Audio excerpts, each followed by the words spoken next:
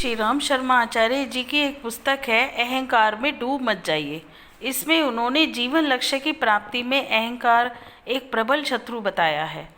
इस अहम भावना के साथ काम, क्रोध, लोभ, मोह आदि विकार भी उठ खड़े होते हैं।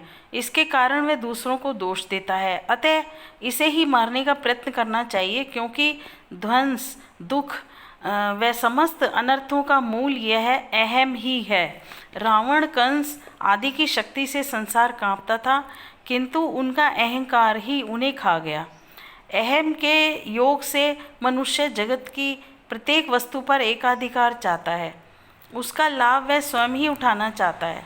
किसी और को लाभ उठाते देख वह जल भुन जाता है। वह शोषण, दमन, अपहरण, अनैतिक भोग भले ही भोगे, पर अंततः सभी उसका साथ छोड़ देते हैं। परिस्थितियां विपरीत हो जाती हैं एवं उसे मुंह की खानी पड़ती है। दान वृत्ति संकीर्ण होकर जब अपने भोग तक सीमित हो जाती है, तब भी अहम उत्पन्न हो जाता है, जबकि दान वृत्ति से उदार बन अहंकार रहित बना जा सकता है। किंतु यह स्थिति अपने कर्ता भाव के पूर्ण रूपेण समाप्त करने पर आती है। संसार के 99% दुख अहम भाव के त्याग के साथ ही मिट जाते हैं। गुरुवर का कथन है कि दर्पण या जल में जैसे सूर्य का प्रतिबिंब पड़ता है, जीव की चेतना भी उसी तरह परमात्मा का प्रतिबिंब मात्र है। मनुष्य के अंतःस्थल में भी परमात्मा प्रकाशित है और उस शक्ति का उसे दुरुपयोग नहीं, सदुपयोग करना चाहिए। परमात्मा की भांति जीव को भी सेवा का पालन वैसे ही करना चाहिए। अभिमान से अविवेकी, अदूरदर्शी व मोटी बुद्धि वाले ही ग्रस्त पाए जाते हैं तथा इस विष बेल से जीवन की हरियाली, सौंदर्य, बुद्धि विकास सबको सुखा देते हैं। कुछ प्राचीन उदाहरण भी द्रष्टव्य हैं। जैसे अभिमानी दक्ष प्रजापति के अभिमान के कारण सती को यज्ञ कुंड में भस्म होना पड़ा। शिवजी ने अंततः दक्ष को नष्ट भ्रष्ट कर दिया। दान का अभिमान करने वाला बाली पतित हुआ।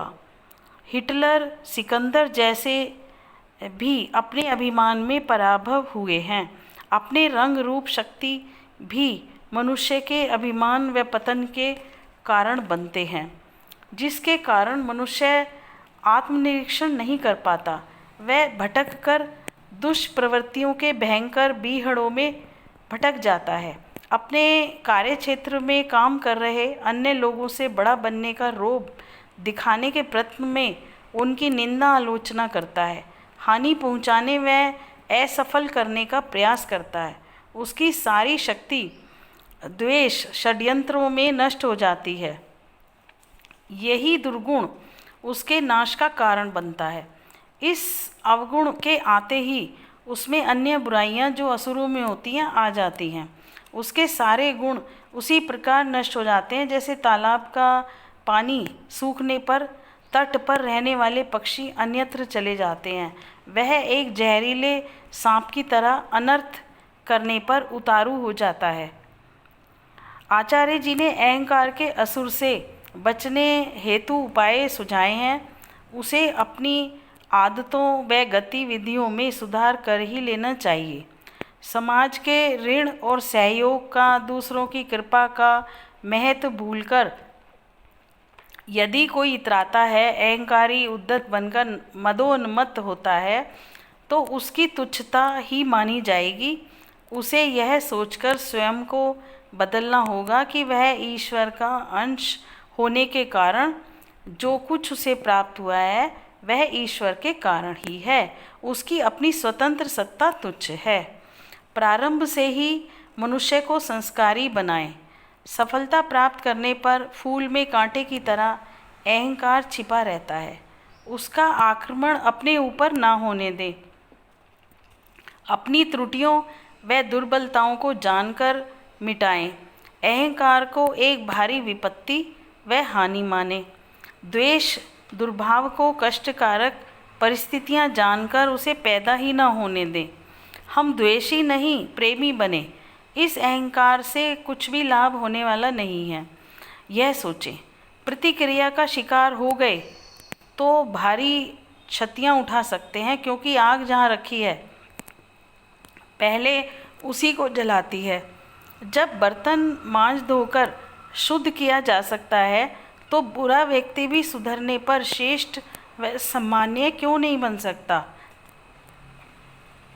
अतः उस पर प्रेम का शस्त्र चलाएं, न कि द्वेष अहंकार में पड़कर शत्रुता निभाएं।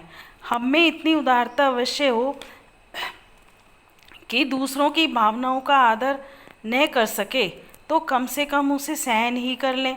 हर किसी को अपनी मर्जी का बनाना चलाना एक मूर्खता समझें। असहिष्णुता उचित नहीं। हमें सह अस्तित्व को मान्यता देनी चाहिए। गुरुवर ने रामचरितमानस की चौपाइयाँ भी हमें समझाई हैं।